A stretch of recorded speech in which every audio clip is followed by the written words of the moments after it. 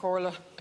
Minister, I think if you asked the questions that Deputy Wallace asked and you sought the answers, that we'd have an exercise in public accountability this afternoon far better than anything we've done in our terms in here. And I have to say I agree that this afternoon's sort of political theatre has been utterly demoralising from all sides of the House, to be perfectly frank. I mean, I was down this morning with the frontline staff in the cervical check unit in the Rotunda. Fantastic people who provide, and I'm not afraid to say it, a world-class service. A world-class service. And you won't be surprised to hear that they're not waiting for Stephen Donnelly or me or anyone else in here to come in and clear the backlogs. What they would like is for the politicians to allow them to do their jobs, to resource them adequately so that they can do it, and then back off. Listen to the advice and then back off. And the reality is, if you had listened to the advice of medical people,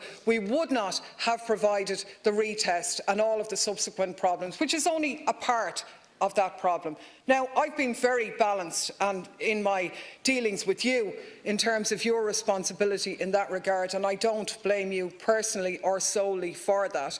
But I do think that, contrary to your protestations that you didn't know and that you didn't act against medical advice, that there is information now in the public domain that says that that statement isn't true and that you may, in that sense, have misled the Dáil. I also take great offence at your statement that you will stand up as one of your gestures here to us is that you're going to bring in mandatory open disclosure.